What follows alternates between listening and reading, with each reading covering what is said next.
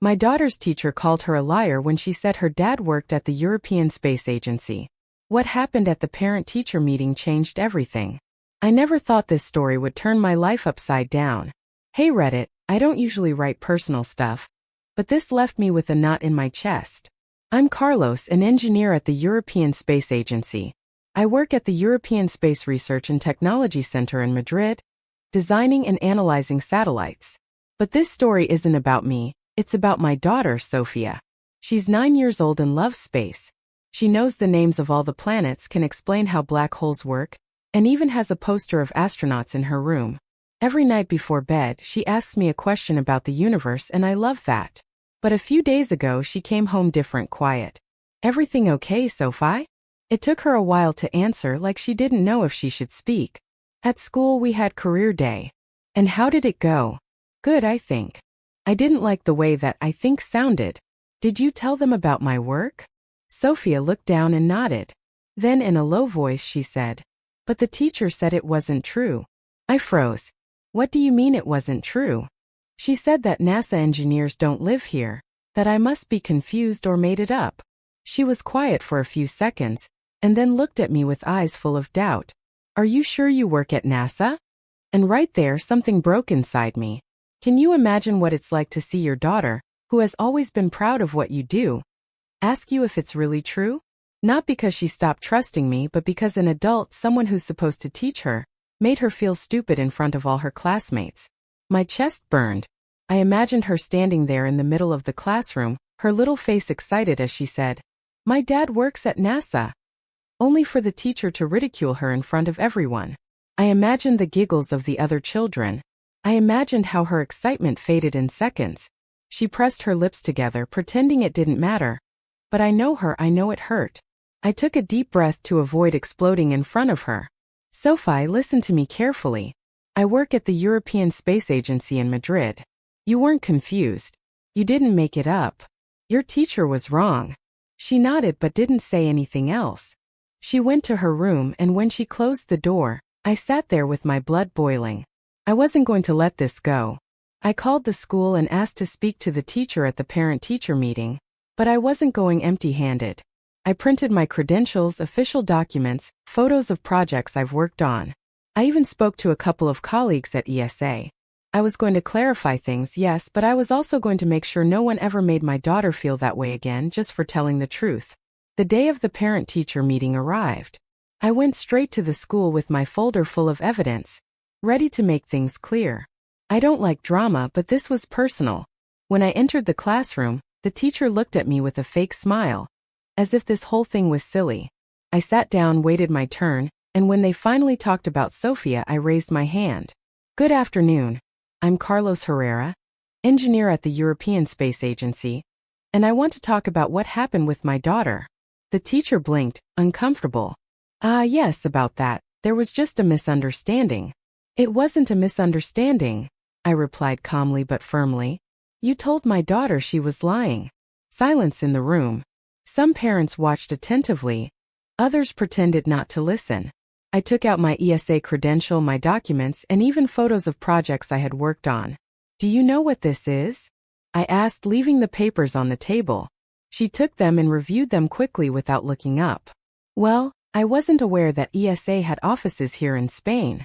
But it does, in Madrid to be exact, and I work there. Do you know what that means? That my daughter was right. The teacher swallowed. A couple of parents exchanged glances, interested in the subject. It wasn't my intention to make her feel bad, she said more quietly. Well, you did. Do you know how difficult it is for a child to hear an adult, an authority figure, call them a liar in front of the whole class? I don't like to see people uncomfortable, but I wasn't going to let it go. Finally, the teacher sighed and said what she had to say. You're right, I was wrong. I'll apologize to Sophia and clarify the situation with the class. Thank you, I said, picking up everything. And I hope next time you check your facts before saying something like that. When I got home and told Sophia what had happened, I saw her eyes shine. Not only because the teacher would admit her mistake, but because she understood that her dad would always defend her. But this didn't end there. I thought of something better. You know what? I said. Would you like me to go to your school and talk to your classmates about space? Sophia's face lit up. Really? Really? We're going to make sure everyone in your class knows how amazing the universe is. Now I just had to see if the school was willing to let me do the presentation, but I was clear this story had to end in the best possible way. A few days after the parent-teacher meeting, the school accepted my proposal to give a presentation about space. I don't know if it was because of real interest or because the principal wanted to compensate for the teacher's mistake, but I didn't care. The important thing was that Sophia and her classmates would learn something incredible. So there I was, standing in front of 25 fourth graders with my laptop connected to the classroom's big screen. Sophia looked at me from her desk with a proud smile. "Okay, kids," I said. "Who here wants to go to space someday?" Almost all hands shot up at once. "I want to be an astronaut," shouted one boy. "I want to fly a rocket," said another. Even the teacher, who was in the corner of the room, seemed interested. I started with something simple. How does a rocket work? What does ESA do? What missions have we launched from Europe? But as soon as I mentioned that ESA had missions to Mars, things went wild. "What do you mean there are robots on Mars?" Sophia asked, amazed. "That's right. I showed a picture of a rover on the Martian surface on the screen. And in a few years we could send humans." The children kept asking questions.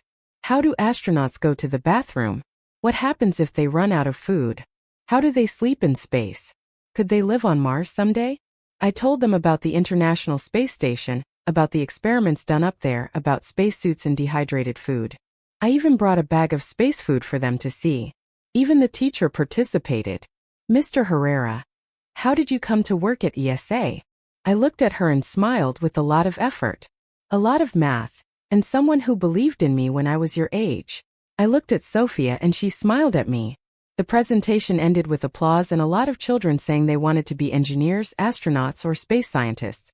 But the best part was when we left, Sophia took my hand and whispered, "Dad, I think I want to work at ESA like you." And at that moment I knew all of this had been worth it. After the presentation at school, Sophia talked about nothing but space.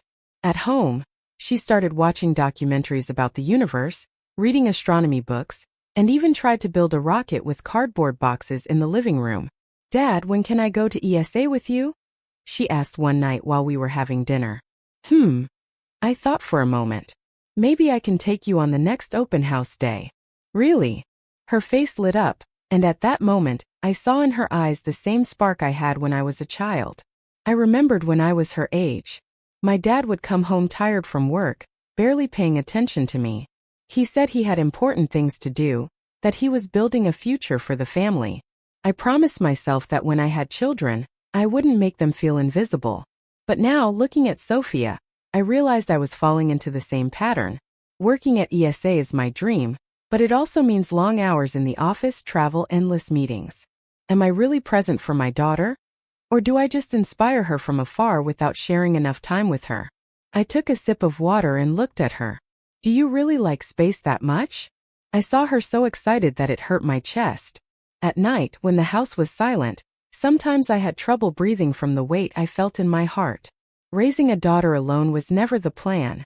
I never imagined that one day I would be sitting in a hospital room holding Lucia's hand while she whispered for me to take care of Sophia. "Make her dream big," she had said in a weak voice. At that moment I thought her absence would be the hardest thing, but it wasn't. The hardest thing was moving on as if I were whole when in reality every day was a struggle against the void. One afternoon, while I was reviewing some reports on my laptop, Sophia ran into my home office. "Dad, can you help me with an experiment?" "Sure, Sophie, what do you need?" "I want to make a solar system with styrofoam balls, but I don't know how big the planets should be." I put my laptop aside and spent the next hour helping her calculate proportions, paint planets, and glue rings to Saturn. While we worked, Sophia wouldn't stop talking about how amazing all this was, and that's when I understood. It wasn't just that she was interested in science. It was that she wanted to share it with me, like when I was a kid and begged my dad to play with me, but he always said he was busy. "Hey, Dad," she said as she glued Neptune to the cardboard. "Do you think I could be an astronaut someday?" "Of course, Sophia. You can be anything you want, even if you're a girl." I was silent for a second. I was surprised she asked that. Sophia, there are women astronauts, scientists, engineers. In fact, some of the best people I work with at ESA are women. Ah, she smiled. Then I want to be an astronaut or an astrophysicist. I laughed and ruffled her hair. Well, I'll support you in whatever you decide. And at that moment I promised myself something. No matter how busy I was with my work, I would always find time to share these moments with her. What I didn't expect was that this new closeness with Sophia would lead to something more, something that had to do with her teacher. After the experiment with Sophia, I tried to organize my time better. Less work at home, more moments with her. But reality isn't always that easy. One Wednesday, while I was reviewing some important reports on my laptop, Sophia ran into my office with her notebook in hand. Dad, can you help me with a math problem? I looked up. Is it urgent, Sophie? I'm finishing something for work. I saw her expression change. She looked down, closed the notebook and said, It's okay, I'll do it myself. When she left, I sighed and closed the laptop. Damn it. I stayed silent for a moment, that guilt stabbing my chest. Then I got up and went after her. I found her sitting at the dining room table, frowning, writing in her notebook. I'm sorry, little one, I said, sitting next to her. Let's see what the problem is. Sophia looked at me and smiled. It's okay, Dad. But it wasn't okay because that moment reminded me of my childhood, of the number of times I asked my father for help and he said, Not now, until one day I stopped asking. I wasn't going to let the same thing happen with Sophia. Hey, by the way, I said while she explained the problem. How's school after my presentation? Great. Everyone asks me things about space. Even the teacher started talking about astronauts in class. I smiled. That's good. Oh, and the teacher wants to talk to you. I tensed up a bit. What for? Sophia shrugged. I don't know. She told me if you could stop by the school one day. Curious. The last time I spoke to the teacher was at the parent-teacher meeting, when she had to swallow her words and admit she had made a mistake. I didn't know if she was going to apologize again or if she had something else to say. The next day, after dropping Sophia off at school, I went to the teacher's lounge. Mr. Herrera, the teacher greeted me with a slightly awkward smile. Thanks for coming. Is everything okay with Sophia? Yes, she nodded quickly. Actually, I wanted to thank you again for the presentation to the children. They loved it. I'm glad to hear that. There was a brief silence, and then she lowered her voice a little. I also wanted to apologize again for what happened before. Don't worry about it. No, really. It made me think a lot. Sometimes teachers make mistakes too, and we don't realize how much we can affect children with our words. I nodded. She seemed sincere, but there was something else in her eyes. Besides that, I wanted to ask you something more personal. Tell me. She hesitated for a moment, as if she didn't know whether to say it or not. Sophia is an incredible girl, very intelligent, curious, but I also notice she's very independent for her age, as if she's used to doing a lot of things on her own. I was silent for a moment. Well, I try to always be there for her. I don't doubt it, but... She paused. I know your wife passed away a few years ago. I felt a small lump in my throat, not because it bothered me, but because hardly anyone ever asked me about it seriously. Difficult. There's no manual for this. She nodded. My brother also raises his son alone. Sometimes he calls me in the middle of the night, because he feels like he's doing it wrong. Ugh, yeah, I've had nights like that too. She looked at me for a second and smiled. Well, from what I see, you're doing very well. I was speechless. Before I could answer, Sophia interrupted us. Dad. Teacher. Come on, the simulator is free. We went with her, but as I walked I realized something. It had been a long time since I'd talked like that with someone, that I'd connected with anyone, and to be honest, I liked it. After the museum, things changed. Not drastically, but it felt different. The teacher, well, Laura, because we were already calling each other by name, started being more present in our lives. It's not that she wasn't before, but now when I went to pick Sophia up from school, she would stay a while longer talking to me. Sometimes it was about class, sometimes about any silly thing, and Sophia, who is not at all silly, noticed it instantly. Dad, do you like my teacher? I almost dropped my glass of water. What? What do you like? She's my friend, Sophie. She looked at me with narrowed eyes. I don't know. You always smile when you talk to her. I also smile when I talk to you, but... With me because I'm your daughter. With her because you like her. I had no way to win that argument, so I just kept quiet. But the truth was that, even if I didn't say it out loud, something inside me already knew it. I liked being with her. I liked talking to her. I liked how she cared about Sophia. And it terrified me because it had been a long time since I thought about being with someone, because I was still afraid of messing it up, because a part of me wondered if it was okay to move on. One day, while Sophia was in the library after school, Laura and I were in the hallway. "Hey Carlos," she said. "Would you like to have coffee sometime?" I looked at her surprised. "Coffee?" "Yeah, just coffee." For some reason I felt like it wasn't just coffee, that it was something more, something I was both scared of and eager to say yes to. I'd love to. And I knew there was no turning back. The day of the coffee with Laura arrived quickly. We met at a coffee shop near the school. "Do you like your coffee strong or milder?" she asked. "As long as it keeps me awake, I don't care." She laughed. First we talked about school, Sophia, work. Then the conversation became more personal. "You always wanted to be an engineer?" "Since I was a kid I loved space." "Sophia is the same." I smiled. Then, without expecting it, she asked, "And how has it been raising her alone?" I felt a small lump in my throat. "Difficult." She nodded. "My brother raises his son alone. Sometimes he calls me feeling like he's doing it wrong." "Ugh, yeah, I know how he feels." She looked at me for a moment. "You're doing well." I didn't know what to say. Before we left, she said, "Would you like to have coffee another day?" I didn't think about it much. I'd love to. And I knew something was changing. Months later, Sophia participated in a science contest. She built a model of the solar system and she was nervous. "What if I mess up?" "It doesn't matter, just have fun." When we walked in, I saw Laura. "Teacher," Sophia exclaimed. "What are you doing here?" "I came to see you." Sophia's face lit up. She presented her project confidently and won a diploma. At the end, she ran to hug me. "Dad, I did it. I knew you would." Then she hugged Laura. "Thanks for coming, teacher." We stood there together, the three of us, and I understood that everything had been worth it. Leaving school, Sophia looked at me mischievously. "Dad, I like that you like my teacher." I almost choked. Laura laughed. "How straightforward she is." "It's obvious," Sophia said. "And I like seeing you smile more." I looked at Laura. She smiled and I knew Sophia was right. Final update. Responding to the comments. I didn't expect this to blow up like this. When I wrote the first part, I just wanted to vent. But seeing how many people connected with this story surprised me. There was a lot of support, thank you for that. But also some interesting comments. First, to those who sent me messages of encouragement, thank you very much. Raising Sophia alone isn't easy. There are days when I feel like I'm doing well and others when I wonder if Sophia deserves more. So reading that someone out there thinks I'm doing a good job means a lot. But I also want to respond to the other comments. "You're just lonely and clinging to the teacher to fill a void." If that were the case, I would have gone out with anyone years ago.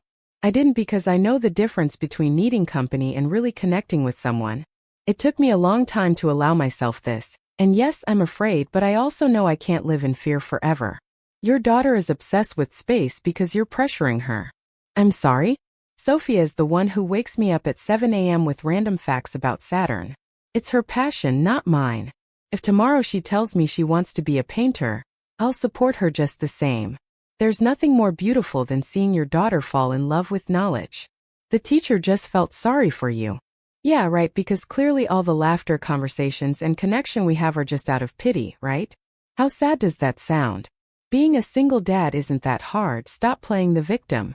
I wish it were that easy. I wish I didn't have nights where I wonder if I'm doing enough. I wish I didn't feel guilty every time I have to tell Sophia I can't play because I have work. I'm not looking for pity, but I'm also not going to pretend this doesn't weigh on me.